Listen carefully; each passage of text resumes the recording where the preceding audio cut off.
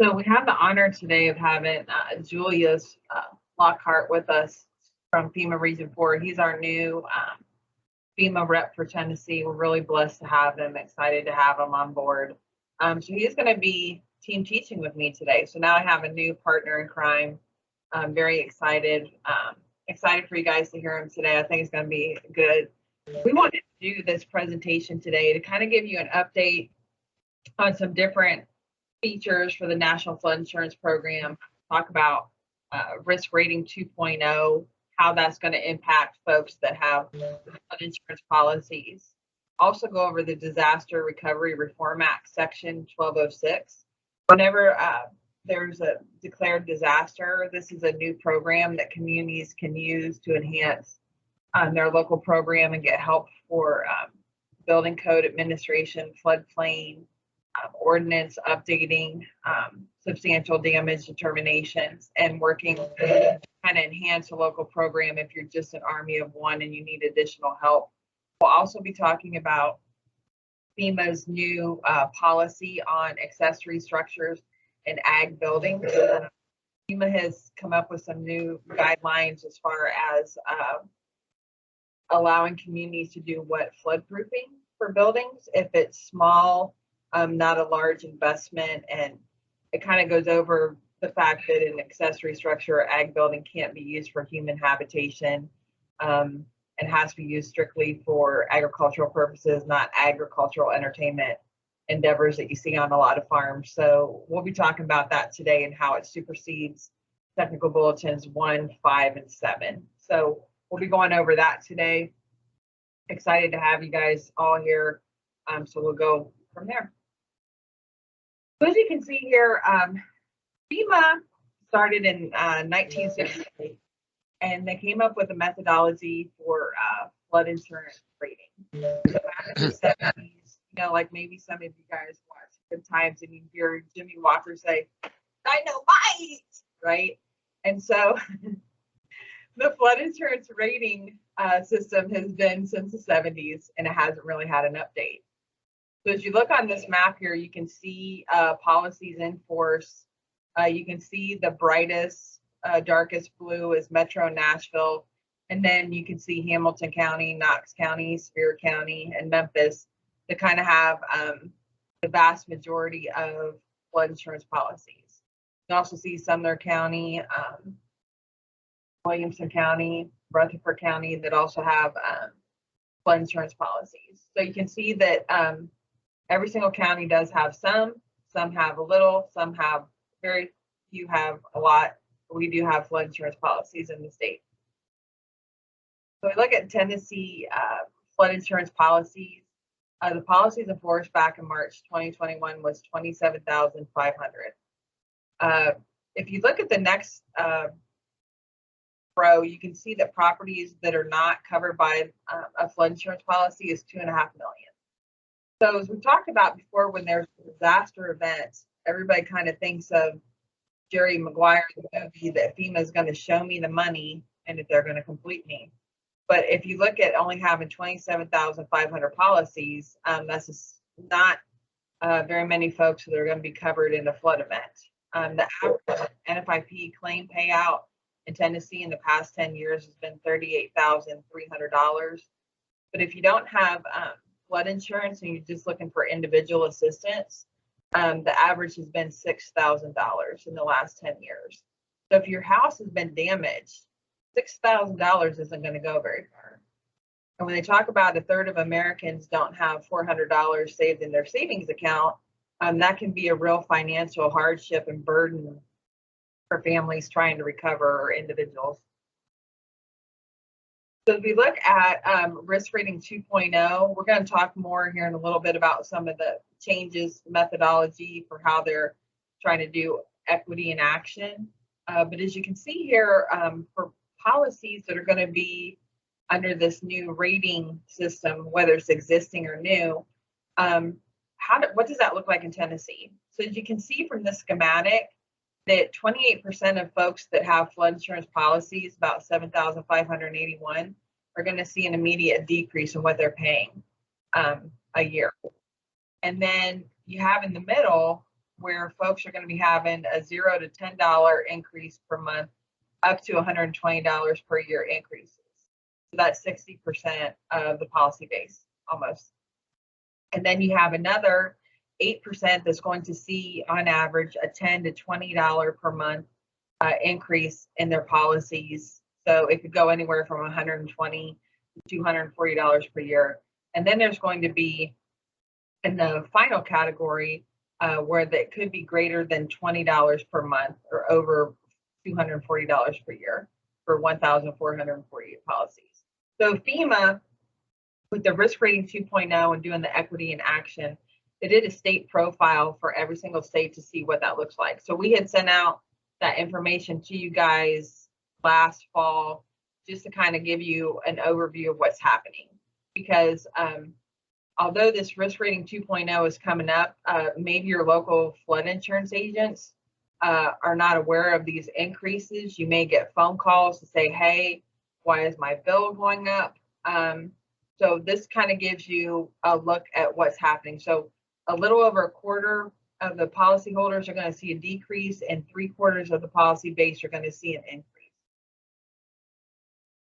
increase. Hey, Amy, before you depart the previous slide, I do want to bring to everyone's attention, Amy, if you click on the link at the bottom, I think this is a good resource for everyone on the call to kind of see a visual representation of what Amy just explained about the changes in risk rating 2.0, so that you could see overall what it looks like in the state of Tennessee as it comes to seeing the decrease of the policy. So FEMA created a dashboard for every state, where if you click on that link, it will show you where the policies are based on risk rating 2.0. So Amy, if you want to kind of pull up that link for everyone to see kind of GIS based in coordination with FEMA, ASFPM, and I think the Childhood Trust.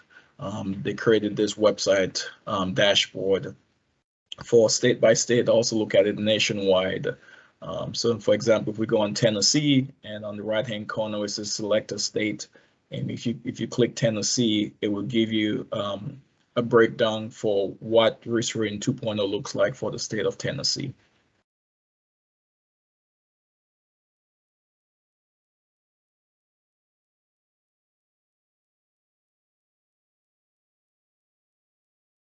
So we got Tennessee. So now you could see what Tennessee looks like. So that 27.6% that Amy referred to in terms of the decrease of policies, you can kind of visually see it now with the pie chart and using this GIS based website. So you could feel free to browse it when you guys have time, but I just wanted to let you know that this is available online on the FEMA website for you to access this dashboard.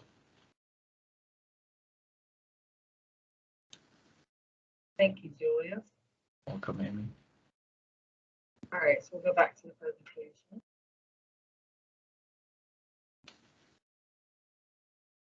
Okay, so this is just a chart here that kind of shows the flood insurance policies in force in Tennessee by rate class, so that you can see here that the full risk policies, a little over 10,000, pre-firm subsidized policies, 4,690, preferred risk policy is 11,493, and then newly mapped. So it kind of makes sense when you look at this that the newly mapped would be the smallest, and then the regular flood insurance policies are there as well. So when we think about looking at risk rating 2.0, we look at single family homes for the traditional flood insurance coverage and deductibles.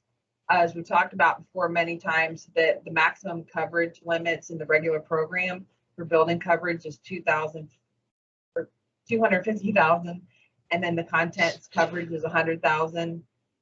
And then you can see minimum deductible options. So there's standard building options for building coverage of $100,000 or less, it's $1,000. If the building coverage is over $100,000, it's $1,250. Pre-firm building receiving statutory discount, you have those minimum deductible options of $1,500 or $2,000 if it's over 100,000. Then the content options, the content coverage of any amount is $1,000.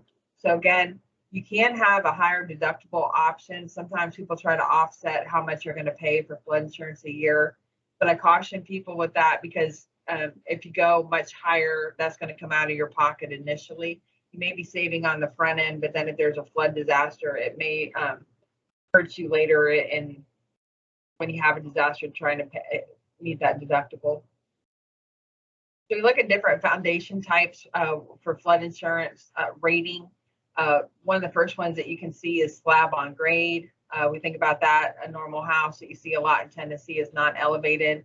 The foundation is slab on grade or slab on stem wall with fill. The next housing type you don't necessarily see a lot in Tennessee, but you see in other places is a basement.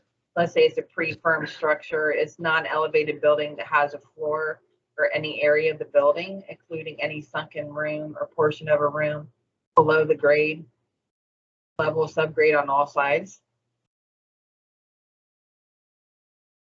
The next one is a crawl space, which we see a lot of in Tennessee. I wanted to, this example here is really a good example because we've had a lot of questions about what's an attached garage versus an enclosure. And this is an example where you can see that this would be considered an enclosure because there's living space up above it. But this is a crawl space. It can be elevated or non-elevated, has its lowest floor raised above the ground by a crawl space. The next one that you can see sometimes along the Tennessee River is elevated without enclosure on posts, piles, or piers. Another example to think about is a mobile home. It's a building that has its lowest floor raised above the ground by posts, piles, piers, columns, or parallel shear walls with no enclosure below. So again, you could kind of, if you had something like this, you could pull your car maybe underneath it and park, but there's no storage of any kind of machinery, equipment, or anything. The next one is elevated with enclosure. Again, this is similar to the previous photo, except it can have an enclosure below the lowest elevated floor. For flood insurance purposes, it has to be 299 square feet or less. If you have a structure like this, you may want to have a non-conversion agreement so that folks can't, if it's partially enclosed below, that you don't enclose it all the way to have a non-compliant structure. Another foundation type is elevated with enclosure on posts, and then it has its lowest floor raised above the ground by foundation walls with a full floor enclosure. One thing that's going to come into play with risk rating 2.0 is mitigation discounts. So we frequently see in Tennessee that there's a lot of structures that have a crawl space. And so whenever with this risk rating 2.0 having the new methodology, policyholders can receive a mitigation discount if the machinery, equipment, and appliances servicing the building, inside or outside the building, are elevated at least to the elevation of the floor above the building's first floor. And that's important because a lot of times, some of you guys probably like Shanna's probably giggling right now, because when I look at elevation certificates, that's one thing that I always bring up is that you want to make sure that the machinery and equipment are elevated 1 foot above the base flood elevation, because that can come back whenever you're doing an over-the-counter consultation with an applicant. You want to make sure that you tell them that because it can help them with flood insurance rating in the future with this new methodology and can save them money. The other important topic that can't stress enough is if someone has a crawl space foundation, they have to make sure that they have proper foundation openings or flood openings. So when we talk about having a crawl space, you have to have 1 square inch of opening for 1 square foot, either interior or exterior grade. But the key thing to see on this slide here is just talking about engineered openings are an option with documentation. Whenever I talk to folks on the phone and they are having a crawl space foundation, I always tell them to get engineered vents because if you have that certification, it will help with risk rating 2.0 that there's documentation to show that the structure is compliant with NFIP criteria that's in the Code of Federal Regulations and within your local floodplain management regulations. So if you can, when you're talking to folks, or I'm sure probably on April 1st, when people start to see that their flood insurance rates have increased, I'm sure my phone will ring off the hook, because it does all the time. But you want to make sure that if they have a crawl space foundation, that you encourage them to have flood openings, to have automatic entry and exit of floodwaters. So that's something that's important when you're talking with folks. When we look at the first floor height determinations, the first floor height, or the height of the building's first floor above the adjacent grade, is another rating variable that's critical to understanding flood risk. And then FEMA will determine what that value is using applicable information in various data sets. As we get a little bit further on in the presentation, we can talk a little bit about some of the different data sets they're going to be using and how it's not going to be binary anymore. You know, when I first started this job, people would say, well, am I in the floodplain or am I out of the floodplain? And they would look at it that way, but the new methodology is going to be looking at a more holistic approach for rating flood insurance policies. So a policyholder, if they are upset about their flood insurance rating, they can submit an elevation certificate to provide another first floor height value. And then FEMA's system will review the two values and apply the one that's most beneficial to the policyholder. So there's been a lot of questions from surveyors, from floodplain administrators about elevation certificates. Although elevation certificates and flood insurance have always kind of been together, now that they're doing this new methodology, elevation certificates will still be required for floodplain compliance, to make sure that the structure, that the finished floor is 1 foot above the base flood elevation in zone AE, or to have documentation that is 3 feet above the highest adjacent grade for zone A. So you're still going to want to have that documentation to make sure that the structure is compliant, that you have foundation openings and that sort of thing. So even if someone tries to not have one for insurance purposes, they may have to, just to get a better rating, so that FEMA can document the elevations for rating purposes. Another thing that's very, that probably hasn't gotten enough discussion through the years, is having data construction or substantial improvement dates. A lot of times when I look at elevation certificates, there's section G in the back that a community is optional to put the data construction and the date that the certificate of occupancy was issued. But this is something that will come into play with risk rating 2.0 of having the month, the day, the year of the building permit, even if it's been substantially improved. So some of you guys may say, hey, Amy, I don't have a building inspector. I'm just an army of one. But it's important when you have your floodplain development permit that you have when a floodplain development permit was issued, when development was occurring at the site, is important, because that can impact risk rating 2.0. Again, if a building is under construction, if there's any kind of alteration or repair that does not have at least 2 rigid exterior walls and a fully secured roof at the time of loss, then the deductible amount will be 2 times the deductible that would otherwise apply to a completed building. So that is something that's going to be a little bit different. And then when the community determines that a building has been substantially improved, the application form must report both the original data construction and the substantial improvement dates. So as we've talked about a lot through the years, you want to make sure that you have good record keeping, that you know when a permit has been pulled, that you have a copy of the elevation certificate on file. If there's been any kind of substantially improved building, that you have a detailed cost estimate, and that you verify that and look at the fair market value of the structure. Because if it is substantially improved and has gone reconstruction, rehabilitation, addition, or other improvement, if the cost equals or exceeds 50% of the fair market value before the start of improvement, that can play a part in this new rating. So again, you want to make sure we have all this information.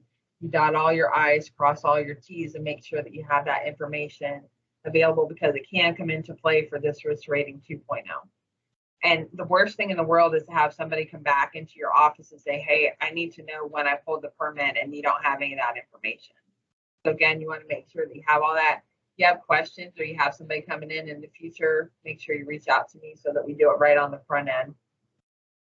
So construction type is also going to play a part with risk rating 2.0. Again, the insurance agent's going to have different keys to rate the structure. So they're going to be determining the building's construction type, whether it's frame, masonry, or other, based on the construction used for the walls on the building's first floor. Another one that I thought was kind of fascinating is the number of floors in the building. So you can determine the building's number of floors based on the number of floors above the ground. So it is going to exclude enclosures, crawl spaces, on-grade or subgrade, basements, and certain attics if used only for storage.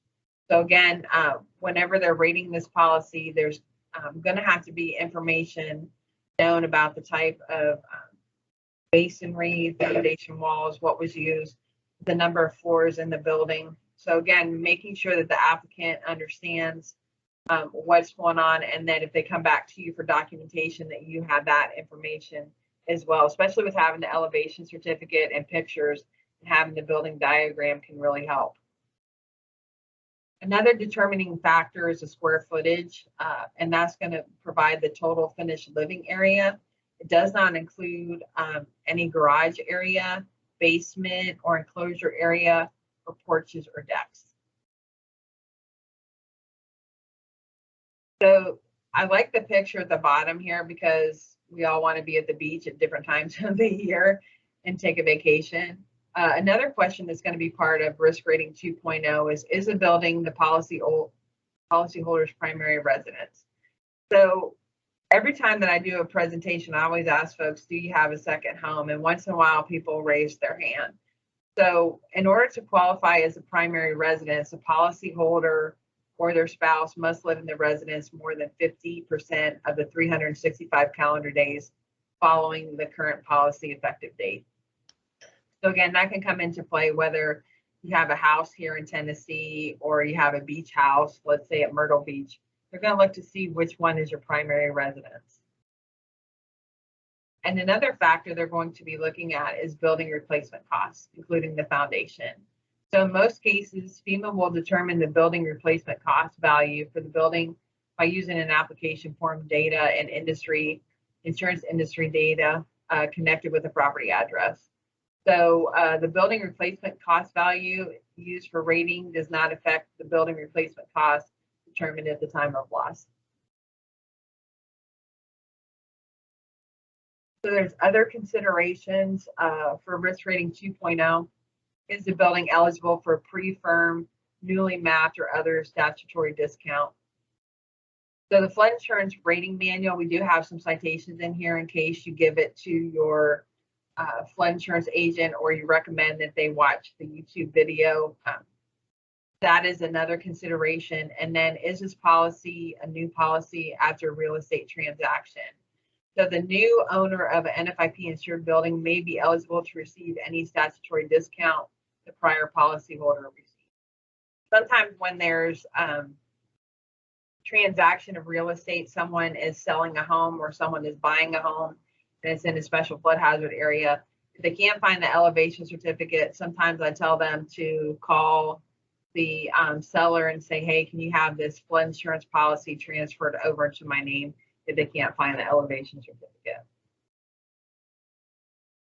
So risk rating 2.0 really creates an individualized picture of a property's risk. As we always say when we do training, where it rains, it can flood, right? Because flooding doesn't necessarily stay in the shaded areas drawn on a flood insurance rate map. And this provides rates that are easier to understand for agents and policyholders, and it can reflect more types of flood risk and rates. And it's going to use the latest actuarial practices to set risk-based rates, and it's supposed to reduce the complexity for agents to generate a quote. Now, I think probably the first couple of years until flood insurance agents are more comfortable with this, I think there will be a little bit of complexity because whenever you switch from an old system to something new, it does take a little bit of time for folks to understand that. So this is another schematic that is important, because if you really look at it, in October 1st, 2021, existing or new policies went under this new framework, right? So if you had a new single family home, if you had a multi-unit home, or you had a commercial property, all those new flood insurance policies started to fall under this new risk rating 2.0. On April 1st, 2022, folks that are receiving a bill, whether it's an existing single family home, multi-unit, or existing commercial property, is going to fall under this new risk rating. So you kind of had the new folks that were coming into it that never ever paid flood insurance that fell under this program back in October, and all the rest of the folks that have an existing flood insurance policy are going to see either a decrease or an increase starting April 1st, 2022. So as we talked about, we showed the schematic earlier that a little over a quarter are going to see a decrease and almost 3/4 are going to see an increase. They say, okay, Amy, what's not changing? So if you want to purchase flood insurance for your home, there's still going to be a 30-day waiting period for a new policy. There is still going to be a mandatory purchase requirement. So there's still going to be the flood determination companies that will be looking at flood insurance rate maps to say, okay, Amy, your structure, your home is in a special flood hazard area. You've got to have flood insurance. Or if I was living in a structure that was outside a special flood hazard area, it got mapped into a floodplain. Let's say I took out a home equity loan, I will still have a mandatory purchase requirement for the life of the loan.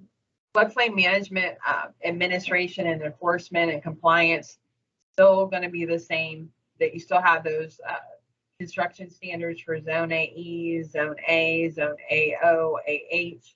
All that is still going to be the same. They're still going to need to come in and get a floodplain development permit, submit a site plan with existing and proposed development on a lot, and delineate the special flood hazard area. There's statutory caps on annual rate increases that we'll get into here in a little while. If someone is in a Zone A and they want to apply for increased costs of compliance, that's still going to remain the same. So again, when we think about Fred Flintstone, think yabba dabba doo. We think about flood proofing, relocating, elevating, demolishing a structure. That's still going to be in place. You still can transfer policy discounts to new homeowners, and there's still going to be the availability of premium discounts under the community rating system. So for the 13 communities that receive a discount for having higher regulatory standards and being part of that program, that is still going to remain and is not going to change.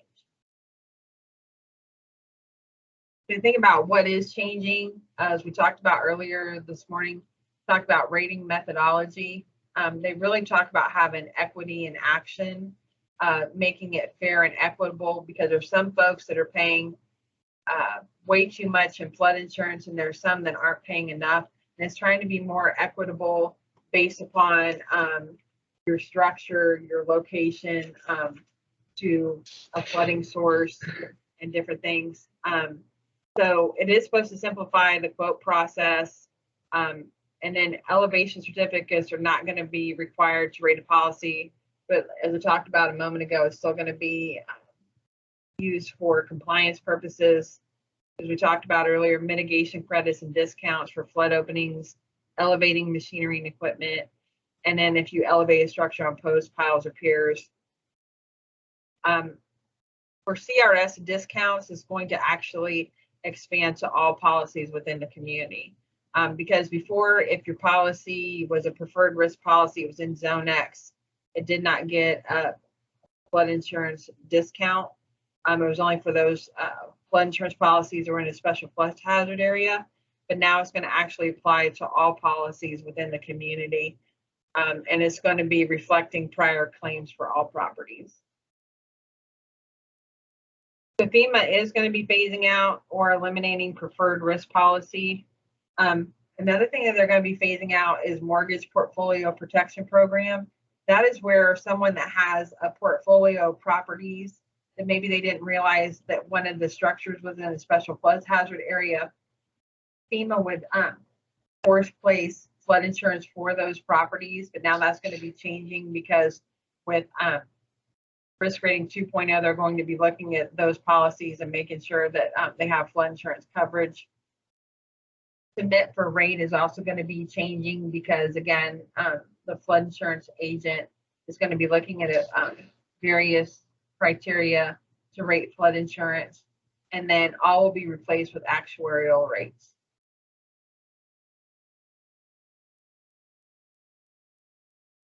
So another thing that's going to be changing is fees, surcharges, and assessments. The Federal Reserve Fund assessment is going to be capped at 18%. There's a federal policy fee of $47. Increased cost of compliance premium is going to be based on a percentage of 1.9% of the premium, and it's not going to exceed $75. The condominium policy fee for residential, there's going to be a sliding scale based on the number of units, and you can see below, if it's 1 to 20 units, it's $47. If it's over 100 units, it's going to be $2 per unit, and non-residential is going to be $47. So again, you can see that different sliding scale. The one thing that everybody likes is fees and surcharges, right? Fee and surcharges are not going to be changing. For the Homeowners Flood Insurance Affordability Act, there's a surcharge. There's going to be $25 on a primary residence, and all other policies is going to be $250. And then if a community was on probation, surcharge would be $50 a policy.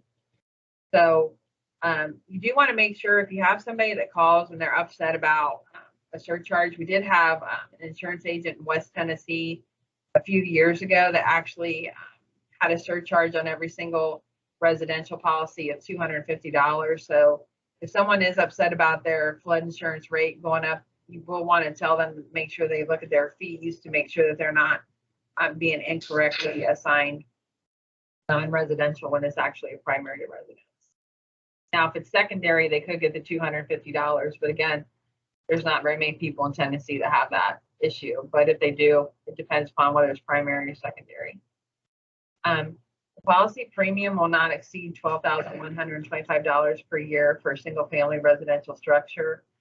Again, if somebody has to pay that much a year, they're probably not going to be happy about it, but it's not going to exceed that amount. And under the legacy rating, policy premiums could exceed $45,000 per year. You can see that that makes it more equitable for folks. When you think about flood risk, there's going to be multiple data sets to represent a fuller reflection of flood risk. There's going to be graduated data. And then for flood risk, you can look at pluvial flooding. You say, hey, what's that? That's actually urban flooding when there's heavy rainfall and there's a lot of development in a community. Looking at inland versus coastal risk. And also, if communities have levees in their community, are they accredited to the 1% annual chance of flood risk? We don't have to worry about a tsunami, and we are not in the Great Lakes, so we don't have to worry about that flooding. So this here, Amy, I do want to add one thing for everyone to be aware of. Dewana Davis in FEMA Region 4, she's a senior insurance specialist. So if anyone have any like in-depth questions or anything relating to Risk Rating 2.0, you could definitely reach out to myself, and I'll put you in contact with her. She did mention at the most recent training that once everyone gets the new policy for Risk Rating 2.0 on your declaration page, there's gonna be at the bottom of it's gonna kind of let you know what's your full risk rating policy amount. So when folks reach out to you and start asking questions, make sure that they're reviewing that declaration page to see what their full actual rate policy is, that actual number will be for that particular structure. So that's something that FEMA is adding now on the declaration page. So that was something that Dewana brought up at the training most recently that we had, which I think was really important for folks to be aware of. So just remember, have them look at the declaration page for all that information, because Risk Rating 2.0 is kind of going to give you that holistic rating for your particular structure moving forward. Thank you. Good point. So you can see here before you say, hey, Amy, my house is out. I'm not in a flood zone. I'm good to go, right? Even though there's that little stream nearby, that could be an unmapped stream. But they're going to look at the legacy was a deterministic approach where it was kind of, they looked at the hydrology to estimate the 100-year storm event or the 1% annual chance. And then they did hydraulic modeling to show that chance of flooding in an area on a floodplain map. And then you had designated flood hazard areas. So you can kind of see where you have the little, the first graphic, and then look at the third graphic that shows kind of the designated flood hazard areas. And then based upon that, you have flood insurance rates determined. So, you know, some people will say, hey, Amy, the structure is like right outside the floodplain, you know, but it still floods. So that was always an issue. So now it's going to shift to probabilistic approach where we're going from a deterministic to a probabilistic to assign annualized probabilities of being impacted by flood. So all those structures in the first schematic could be impacted by flooding and getting rated for flood insurance. So another thing, there's still going to be FEMA source data, but then there's also going to be other kind of rating variables as far as what flood zone you're in, base flood elevation, foundation type, and structural elevation that's in the special flood hazard area. So again, the 1% annual chance of flooding can be a single frequency event. So we look at risk rating 2.0. It can be FEMA source data and additional data sources. Another thing they're going to be looking at is the cost to rebuild, the replacement cost value, and then there's other rating variables. So your distance to your flooding source. How close are you to the coast? How close are you to the ocean? How close are you to the river? They're going to be looking at that distance when they're doing rating, and then the stream order. And then they're going to be looking at different flooding types, whether it's fluvial or pluvial. Fluvial is kind of like where there's a rain event that can cause erosion and different issues with that. And when they're also looking at additional data sources, it can be from the private sector and from other sources that maybe was never ever thought of or used before. Looking at the ground elevation around the structure, the first floor height, the construction type, the number of floors, and then they're going to be looking at a broader range of flood frequencies. I was listening to a webinar last night, and they're actually can look up to a 10,000-year flood event. We talked about before that there's rating variables as far as frame, masonry, other when looking at the first floor, ground level, and what materials are used. Just go over this one more time. When looking at rating variables, when you think about the FEMA elevation certificate, the different building diagrams, you can have slab on grade could be 1A, 1B, and 3. Basement can be 2A, 2B, and 4. And then a crawl space can be diagrams 8 and 9. The next one is looking at elevated without enclosure on post, pile, and piers. That can be diagram number 5, also known as a mobile home here in Tennessee. And then elevated with enclosure on post, pile, and pier can be diagram 6. And then elevated with enclosure not on post, pile, or pier can be diagram number 7. So again, this is just something to keep in mind when someone has a question. And it's kind of a good diagram just to help you guys when you're looking and reviewing elevation certificates. And then looking at full risk premium, this just has what a full risk premium can look like versus an adjusted versus a total annual payment. So that just has some numbers in here as far as looking at if there's a mitigation discount, and then if there's a pre-firm discount. So there's a lot of variables that can go into determining how much you're going to pay for your flood insurance policy. So with that, I think I'm going to turn it over. Well, let's see. Last slide here for me is risk rating 2.0, equity in action. There is more information if you have questions. You can have an overview. They have a video that you can watch. They have the state profile, which we sent you already. And then if there's additional insurance outreach you can give to your local flood insurance agents would be great. It does give you some good talking points. This is also some information here that we have, the fact sheet, state specific profile, and then there is some talking points to help local flood insurance administrators, citizens, agents kind of navigate the changes through the ASFPM talking points.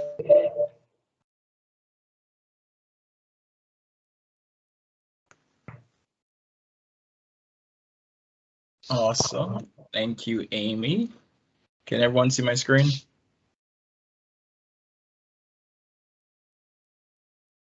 Yes. Real quick before we get started, one question just popped up from Tom Bashir. Are diagrams 8 and 9 still going to be around, or the 7 diagrams shown going to be what you are to choose from on the elevation certificate? Yeah, it's still going to be on there.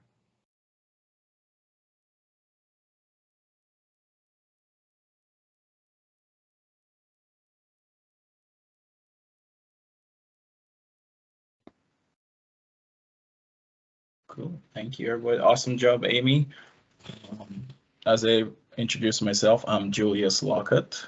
I'm the new lead for the state of Tennessee, here Region 4. Previously, I was FEMA Region 3 in Philadelphia, and I covered the state of Maryland, and I was a backup to West Virginia. So I look forward to working with Amy and all the great folks in Tennessee on everything related to NFIP programs. So you guys may be hearing from me, whether it's for CAVs, ordinance reviews, general technical assistance, or just any questions that you have as it pertains to floodplain management, permitting, enforcement. So don't hesitate to reach out. I definitely look forward to working with you guys in Tennessee.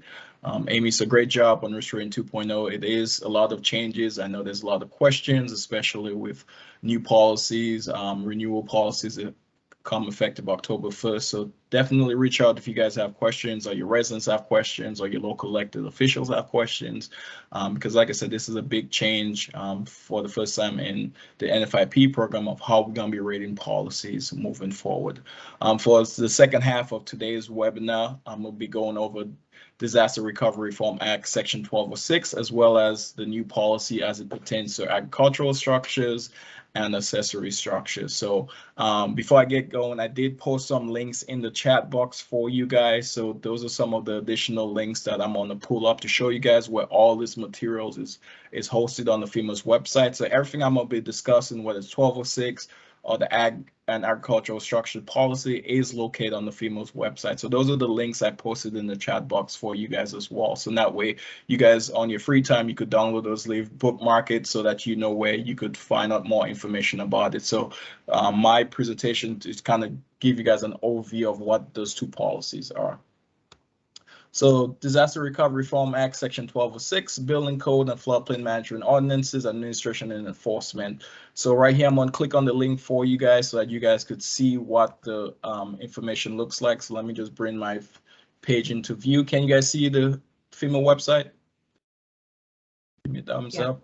All right, cool. So this one going into 1206. So this is where if you go on the FEMA's website, sometimes it's kind of hard to find things. So that's why I kind of posted the link directly in the chat box. And that way you can save the headache of trying to search for it.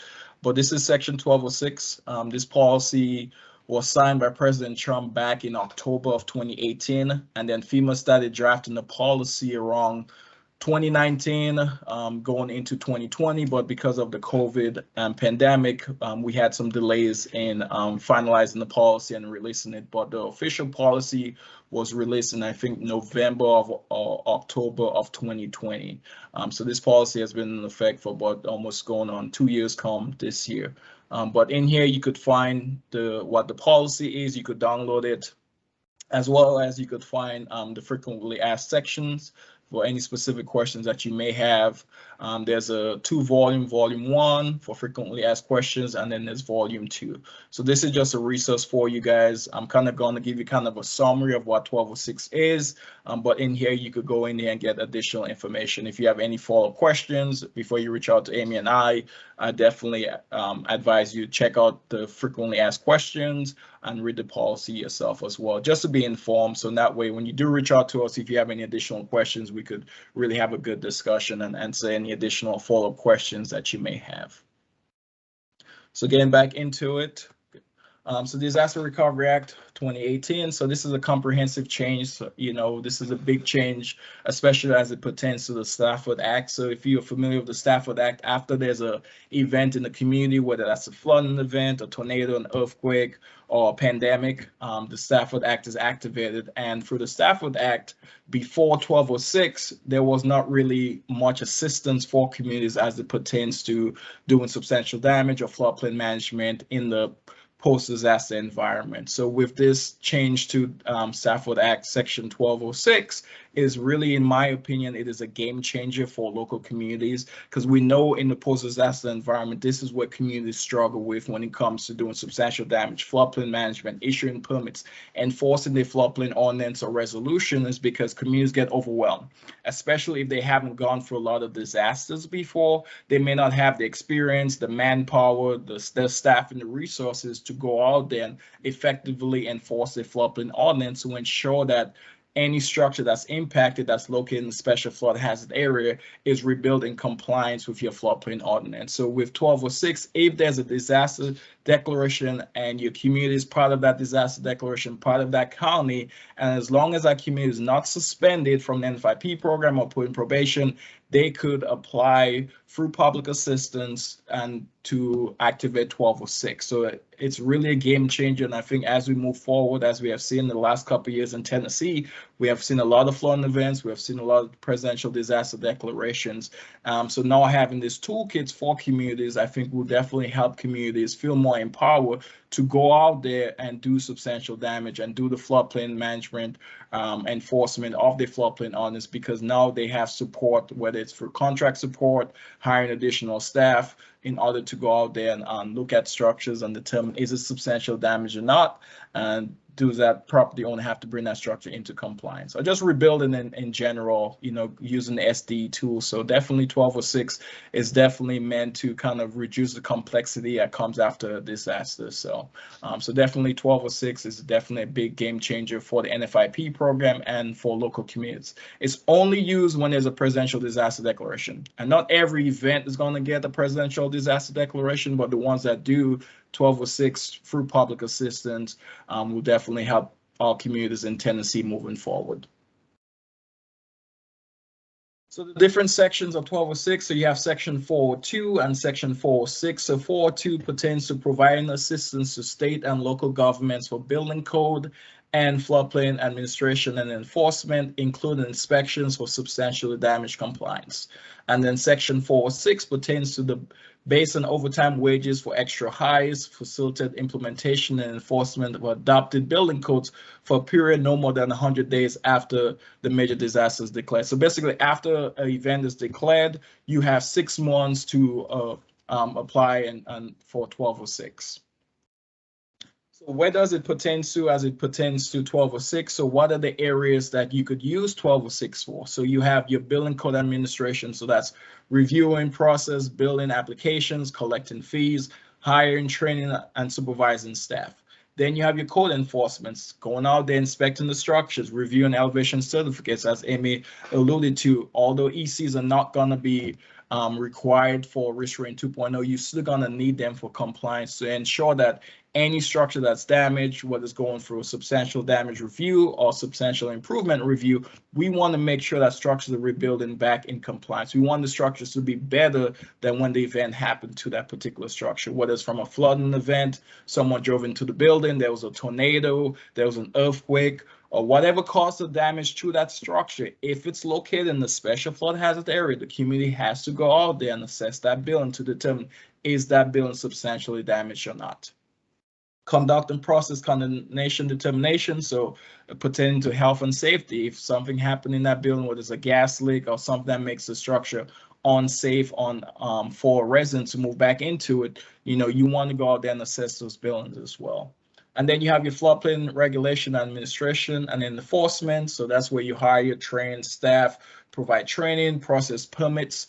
A lot of times we tell communities after an event, you know, you could waive the permit fee, you just cannot waive not getting a permit. So in my past experience being deployed to various FEMA disasters, one thing I know communities struggle with is they want to get folks back into their homes. So they tell folks, hey, you don't need a permit, just do your rebuilding, you know, get back into your home. But we want to make sure folks realize that because the community is a participating community in the National Flood Insurance Program, and you agree to the minimum regulations that come from 44 Code of Federal Regulations, Section 60.3, you abide by those regulations in order for your residents to get flood insurance and also for disaster assistance to be available for the community. As part of those minimum requirements is you have to issue permits for all development in the special flood hazard area. So you could waive the permit fee, but you just kind of waive not getting a permit in the post-disaster environment. And then substantial damage operations, so conducting your field service, preparing the cost information, performing your inspections.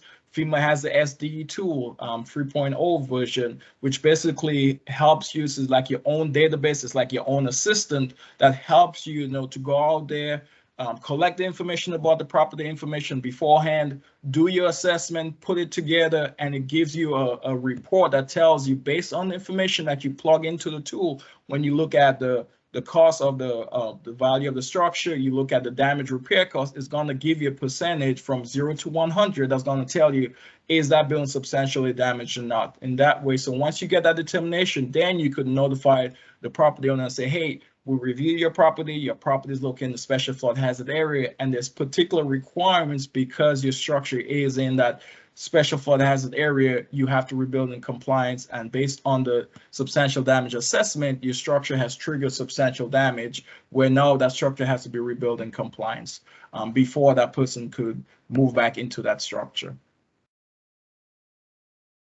So what are some eligible work activities? So as we mentioned, so your building code administration, code enforcement, floodplain management, ordinance administration, and substantial damage. Those are the eligible work activities on the Section 1206 that a community could apply for 1206 assistance after a presidentially declared disaster in that particular community.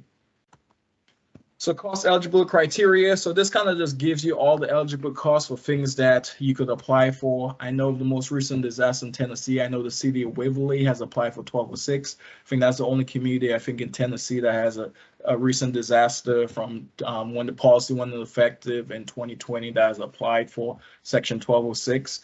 Outside of Tennessee, I do not know too many communities. I think the state of North Carolina had a few communities that may have applied for 1206. So I'm hoping as this policy we do more outreach on it and more communities take advantage of it. Hopefully we could have more success stories. So next time we do a webinar, we could kind of give you an update of what communities went through from beginning to end. They had a disaster, they applied for 1206, the reimbursement process. So that's, I'm hoping over the coming months, we could have some success stories to share with you guys so that you could see what goes into it when there's a disaster and the community utilizes 1206. But this kind of just goes over the eligibility criteria, you know, funding eligibility for 180 days after the disaster declaration date. All costs, you need documentation. So like anything else, you have to document everything, have receipts. So now when you submit it back to FEMA, you could get reimbursed through public assistance. So this policy falls on the public assistance. So this is not an individual assistance program. This is public assistance that pertains to your roads, categories A through G, your roads, your bridges, buildings. So this policy will be implemented in collaboration with public assistance and FEMA side of the house. So if there's a disaster, just like if your community was applying for assistance with road repairs or public facility that's damaged, they'll go through the similar process for applying for 1206 under public assistance. Just like you have eligible work activities, you also have things that's ineligible. So ineligible work activities is any activities that's associated with a non-disaster damaged building. So if the building wasn't damaged in that particular event, it does not qualify. If the community is looking to make any changes to your resolution, floodplain ordinance, laws, procedures, it's not going to be qualified under 1206 as well. So those are the two things that's not going to fall under eligible work activities for 1206. That's 1206 in a nutshell. If you have any questions, don't hesitate to reach out to myself or Amy. You guys do have the link for 1206 on the FEMA website.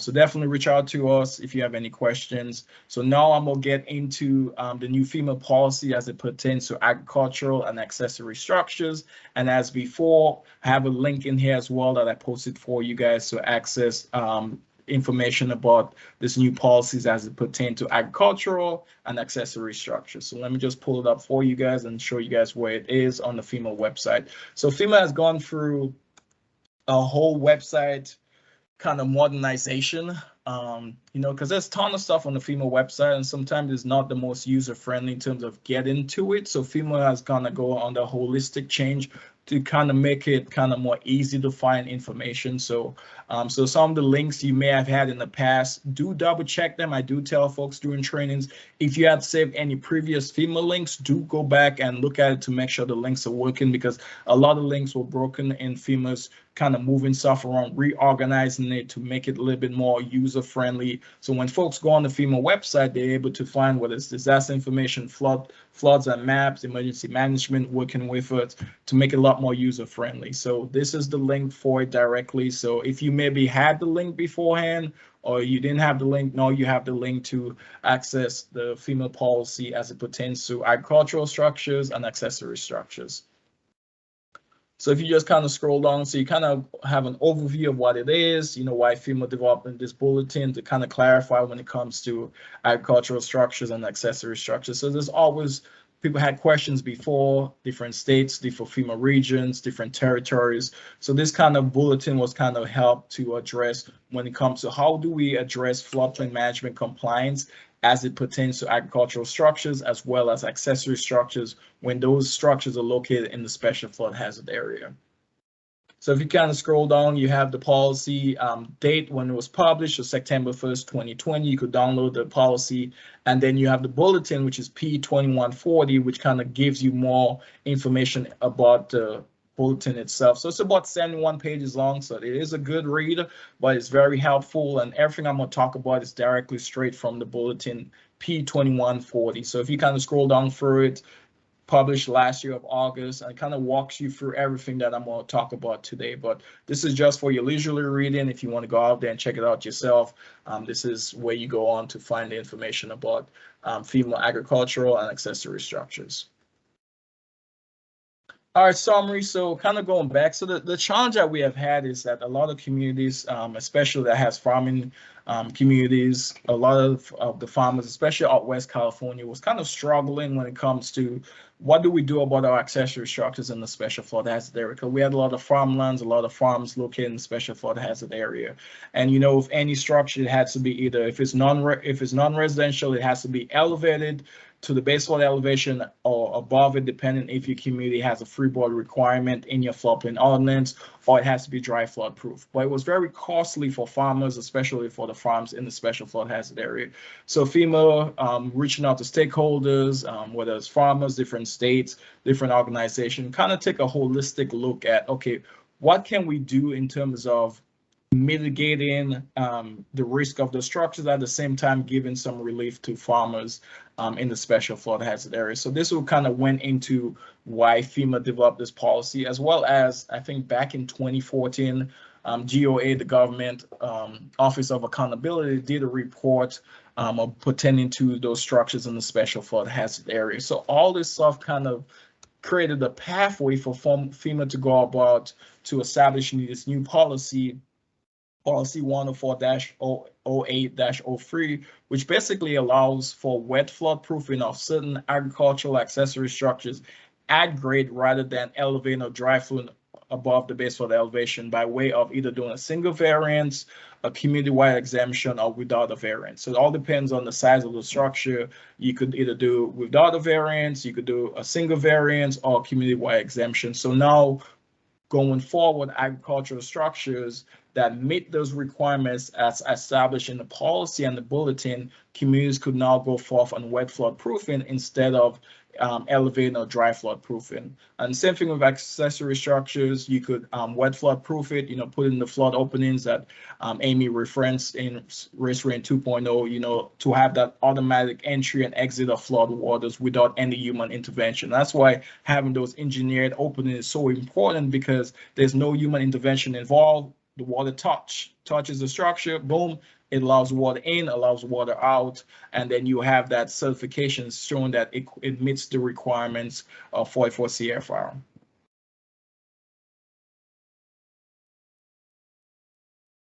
All right, so the updated FEMA policy and guidance. So just clarifying the definition of agricultural structures as well as accessory structures. So the definition to include more structure types, so more farmers can take advantage of the policy, save money in construction, while at the same time remain in compliance. Because we want to make sure that the structures in the special flood hazard areas are still in compliance with your floodplain ordinance. If you have higher standards, such as freeboard, you may have a 1 or 2 foot or 3 foot freeboard in your floodplain ordinance. You want to make sure that communities do take advantage of the wet flood proofing in order to remain in compliance with your floodplain ordinance. To clarify what is too dangerous to allow to be built at-grade and wet flood proofing. So the other thing too as well is for the communities to kind of have a review, assess, document the right process, because not everything is going to qualify for wet flood proofing, especially if you have chemicals in the agricultural building, or you have stuff that kind of get into the water system that will cause more health problems. So some things you're just not going to be able to wet flood proof. They're going to require elevation and dry flood proofing. Same thing with accessory structures. Want to make sure that those things that are low cost, meant for parking, storage, and access, they could be wet flood proof. But communities still have the option, for dry flood proofing or elevation. But wet flood proofing now gives property owners another option as it pertains to remaining compliance with the community's floodplain ordinance. But with any accessory structures, it has to remain for parking, storage, and access. It cannot be used for a she shed or man cave or any human habitation. It strictly has to be for parking, storage, and access, and have a low cost associated to it. So there are restrictions when it comes to wet flood proofing as it pertains to agricultural structures as well as accessory structures. I'm just going over the definition of what an agricultural structure is. It means a structure as defined in 44 CFR section 59.1 is used exclusively in connection with production, harvesting, storage, raising or drying of agricultural commodities and livestock. So basically, it has to pertain to agricultural and cannot have any human habitation associated with it. So you cannot stay in the building. You cannot have entertainment purposes. It has to be for those 4 items: production, harvesting, storage, raising or drying of agricultural commodities. What's considered agricultural structure? It has to be walled and roofed. So what does it mean when we say a structure has to be walled and roofed in the NFIP regulations? Basically, it means you have 2 outside rigid walls and a secured roof. That's what makes a structure as it pertains to the NFIP regulations. 2 outside rigid walls and a fully secured roof. And same thing like aqua structures also meet the definition of a structure as well. Those are the structures that have water associated with it. So those are what it pertains to: agricultural structure and as well as aquaculture structures. They have to be, like I said, pertain to agricultural use, but it cannot be used for any human habitation at all. So this just continue just adding to it, kind of going over it, what does not meet the requirements of a structure. So if it's being used for human habitation, whether that's permanent residence or temporary or seasonal living quarters, it doesn't meet the definition of what it is for agriculture structure. If it's being used by the public for place of employment or entertainment, does not meet the definition. If it's used multiple mixed use, it doesn't meet the definition of agricultural structure. So it has to meet the definition for what it is an agricultural structure in order for it to be wet flood proof instead of dry flood proof or elevation. Same thing, agricultural accessory structure is basically on the same parcel of the principal property and is used for either storage, parking, or access, for accessory structures. So whether that's your shed in the backyard to store materials, yard equipment, those stuff can be wet flood proof with flood openings instead of being elevated or dry flood proof. So typically, what are examples of accessory structures? You could look at two-car detached garage, or smaller carport, storage or tool sheds, or small boat houses, because they have considered structure because they're walled, as we mentioned, 2 rigid walls and a fully secured roof meets the definition for what is a structure in the special flood hazard area. The same thing as before, so this is just add on to the definition. So the same definitions that apply to agricultural structures apply to accessory structures, no permanent residence or temporary seasonal living, place of employment, entertainment, mixed use. Those do not meet the definition for what is an accessory structure. So it has to be, something that's low cost, that's used for parking, storage, for stuff that's in your yard, that's on part of the property itself with the principal structure for accessory structures. And just kind of go more into it, kind of give you an examples, walled, 2 walls and secured roof. More into it. So this kind of exactly what I talked about. Same thing as like agricultural structures that applies to it. Same thing applies to accessory structures. So updated FEMA policy and guidance. So how do you go about now with this new policy in place? So what are the community's options as it pertains to new options for communities to allow wet flood proofing in lieu of elevation or dry flood proofing? So you could issue a variance. So it could be allowed for wet flood proofing of agricultural and accessory structures at grade, instead of having to elevate it or dry flood proofing. You could issue a variance for that. You could do a community-wide exemption, could be allowed for wet flood proofing. It has to be approved by FEMA and it has to be adopted in your local ordinances. Or you could go without a variance. If it's a small accessory structures, that could be wet flood proof. As long as you have those languages adopted in your floodplain ordinance or resolution, we typically recommend, 1-story, 2-car garage, 100 square feet in the V zone. Luckily, Tennessee don't have no coastal areas, so we don't have to worry about V zone standards in Tennessee. But so those are the 3 options that community has as it pertains to agricultural and accessory structures to go about implementing it. The key is you gotta make sure you issue a permit, and we're gonna kind of show you a little kind of a graphic to show you how you go about with that review, assess, document to determine, can I wet flood proof it? Should it be dry flood proof it or elevate based on what the specific uses of that structure, whether it's for agricultural purposes or accessory structures. The review process, the RAD process, will definitely be beneficial for communities as a local floodplain administrator. When someone comes up to you and say, hey, I want to build an accessory structure in my backyard, you could use that kind of diagram that says, okay, let me ask those specific questions. If it's a yes, yes, yes, then it could be wet flood proof. If there's a no somewhere, then no, it cannot be wet flood proof. It has to be dry flood proof or elevated. So I'm gonna kind of show you a little RAD process that you could incorporate in your daily processes when it comes to reviewing for accessory structures and agricultural structures in the special flood hazard area. So this is kind of to show you where they overlap and where they differentiate from. So you have what is agricultural structure that has to be exclusively used for agricultural purposes, low damage potential, accessory structures on the same parcel as the principal structure, has a use that's incidental to the use of the principal structure, typical use for parking and storage, small and low class. And basically where they have the similarities is that they meet the definition of a structure for floodplain management purposes as outlined in the 44 Code of Federal Regulations, section 59.1. Must have 2 outside rigid walls and a fully secured roof, and another place for human habitation, employment, or entertainment, and it's non-residential. So that's where accessory structures and agricultural structures meets in the middle. Is based on those 4 similar categories, characteristics. Versus what doesn't meet the definition, looking at that red box, those are what doesn't meet the definition of what a structure is for floodplain purposes, as it pertains to non-agricultural and non-accessory structures. The next slide, so next two slides kind of going to show you that RAD process I talked about as it pertains to agricultural structures. So someone comes in and say, hey, Joe, I want to build something in, I want to build an agricultural structure on my farm. You sit down with them, there's a proposed agricultural project. You ask them, is it a wall, roof structure, soil or green bin, or, a tank? You go through it, ask them the questions. If they say no, then it doesn't meet the definition.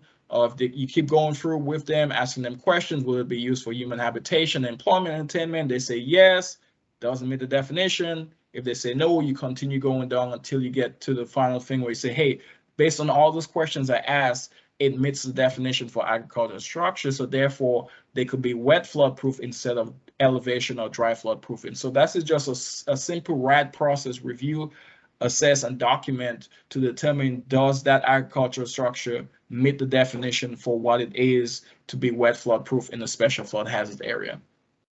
Same one with accessory structure. Someone comes in and asking you questions.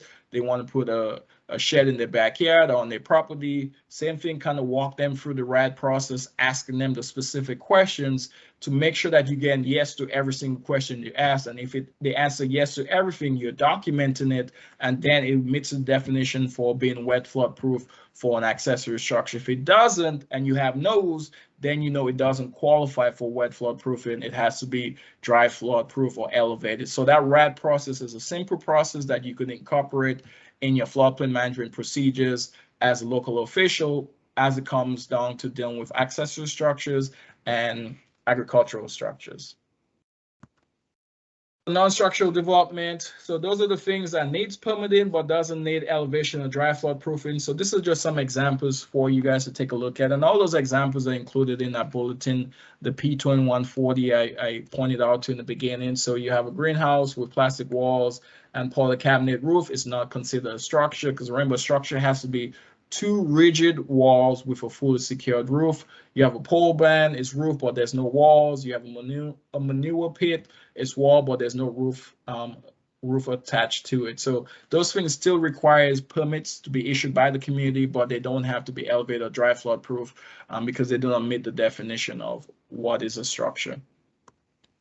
Agricultural structures are similar. You have small barns, storage sheds, tanks, and similar structures.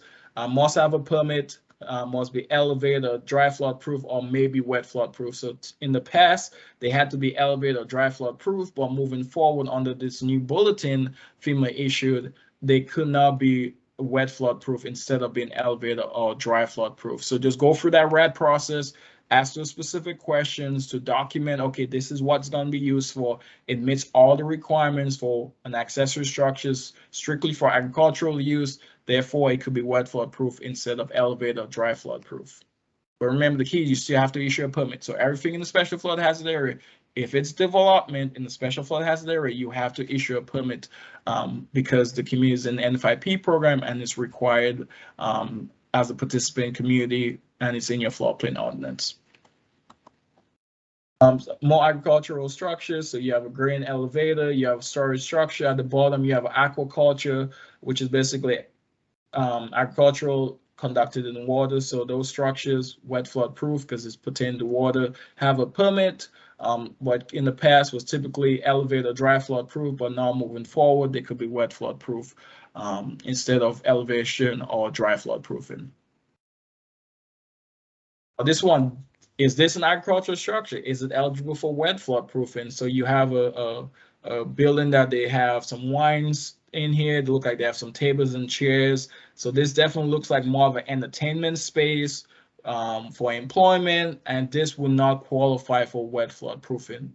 Remember, it has to be for strictly agricultural use, no habitation, human habitation, or entertainment or employment uses. It has to be strictly for just agricultural uses in order for it to meet the criteria for wet flood proofing. So this particular structure would have to be elevated or dry flood proof, not wet flood proof. Next one, so is this one eligible for wet flood proofing? So we have, this is a bio-waste, although it looks like a regular building, this is actually a bio-waste. It contains chicken poop, which would pose a threat to public health. So we definitely do not want that getting into the water streams, get into the water table at all. We don't get no creeks or rivers. So this one, you definitely want it to be dry flood proof or elevated, not wet flood proof, because you do not want water to get in there and get that stuff into the drinking source. So this one would not qualify for being wet flood proof. This one is this eligible. So this is an aquaculture structure. As you can see, it's right there on the water, pertains to the water. So this one would be a good candidate for wet flood proofing because it meets the criteria for wet flood proofing.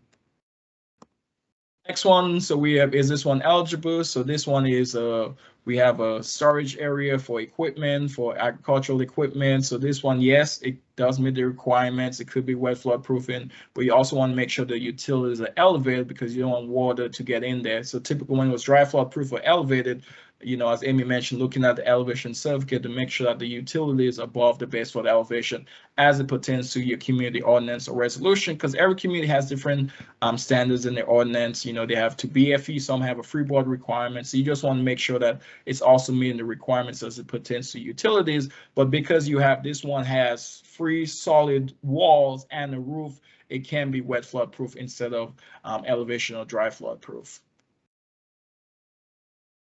Next one, can those two particular structures be wet flood proof? So we have, you have, the first one is a tank, a storage tank for that contains toxic materials. So this one definitely will not be wet flood proof. You know, definitely want to make sure that one is definitely elevated and secured properly, because you don't want that stuff to get leak and get into the water stream and provide toxic materials that will impact your community. So this one definitely be a big health hazard. So definitely a no on this one. The bottom one, you have, yes, that's an accessory structure. You could see they're being used for storing, parking of vehicles. So definitely this one would be a bit wet flood proof, have the flood openings to allow the automatic entry and exit of flood water. So the key when it comes to flood openings is that it has to have no human intervention. So it has to be able to structure the flood openings to be activated by water. Either it's going to be non-engineered opening where it's always open at all times, or you have the engineered openings that's activated when water touches the flood opening structure. It allows the water in, allows the water out without any human intervention. This one, so we see this ones a lot. We have a lot of tiny homes or places, criteria that although they look like accessory structures, but they're being used. As you see in this one, you have couches, you have lights, you kind of have that's a little office space in there. Looks like this one, someone is staying in there, using it for the employment or a place of residence. So this one will not meet the criteria for an accessory structure. So it will have to be built in compliance. If it's going to be a residential structure, it has to be built in compliance with the standards for residential structures with elevation and proper flood openings. But this one, you will not be able to put in flood openings and have it below base flood elevation because it's being used. It's not an accessory structure. This is someone place of residence or place of employment. So this one would not meet the definition for what is an accessory structure. So the next one, so is this an accessory structure eligible for wet flood proofing? Could it be eligible for permanent without a variance? Yes, it meets the use of what is a structure and also meets the criteria for an accessory structure. It's low cost, it's a storage area, it look like they're storing yard equipment. I see some mulching, flower pots. So this one would meet the definition of accessory structure. And would it require variance? Because it's small enough, if you have those languages in your floodplain ordinance that's already approved, then you wouldn't have to issue a variance for it. But if you don't have those languages, you know, this is the time to kind of think about adding those languages in your floodplain ordinance or resolution. But typically, depending on the size of the accessory structure, then you may have to issue a variance for it. Because typically when we talk about a small, we're thinking of a two-car detached garage in terms of the size for what would not require a variance. But anything bigger than that, you definitely want to issue a variance for it. So the things to consider moving forward with agricultural structures and accessory structures is, you know, looking at your floodplain ordinance, looking at your resolution and seeing, do you have the languages in there based on these new policy changes that FEMA issued as it pertains to agricultural structures and accessory structures. Any questions? And you have Amy and I contact information.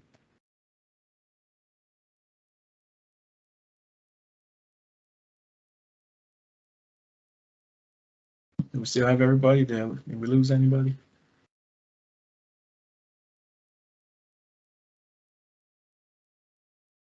Anybody have any questions? Anybody listening? Did I lose anybody?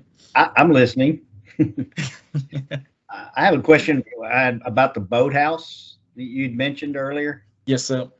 Is that just for the electrical parts of the boathouse? Because I don't believe we permit those. Core, I think, is the one responsible for issuing those, but there would be electrical permits that would be issued. So we just want to make sure that you know, the electrical lines are placed high up in the boathouse above.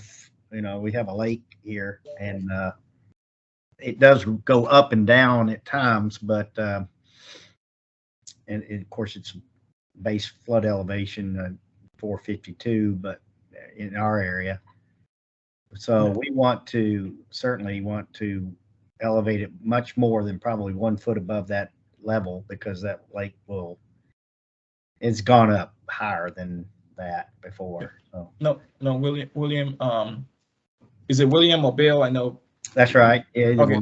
Okay. So, yeah. So definitely you wanted to look at your floodplain ordinance and see what you have as it pertains to utilities. But also, if you know that there's a flooding history in that community, although it's not in your floodplain ordinance, you may just have a 1 foot of freeboard. But if you have high water marks and you know what the water typically gets to, I usually always advocate for folks when they sit down having those conversations is to kind of let the person know, hey, this is what's in our ordinance, but I would recommend you even go a little bit above it based on the flooding history in that community. So if you know that lake over the years has gone up, flooded really to high water marks, and you have those documentation, then I'll definitely advocate to go even above, as you alluded to, that base flood elevation plus that freeboard, because you don't want that utilities to get submerged by water, inundation by water. So definitely, yeah, you want to go as high as you can with those utilities above the base flood elevation plus the freeboard in your floodplain ordinance.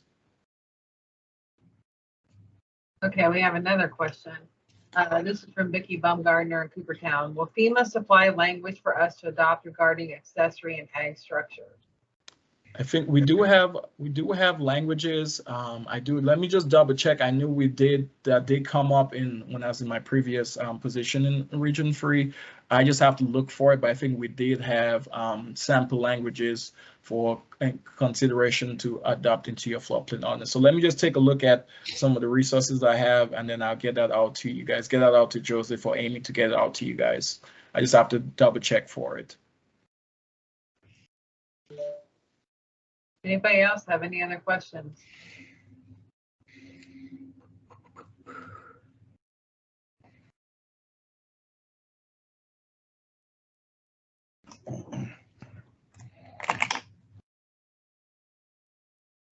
All right, Amy, I think that's all the questions we had. And don't forget the links I sent you guys.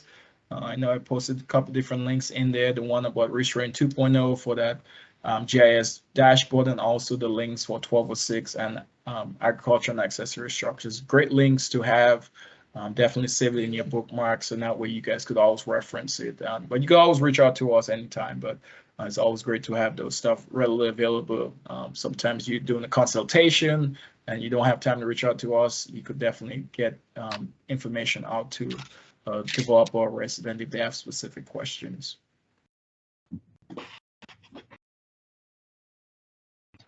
Okay, well, we'll let you guys go.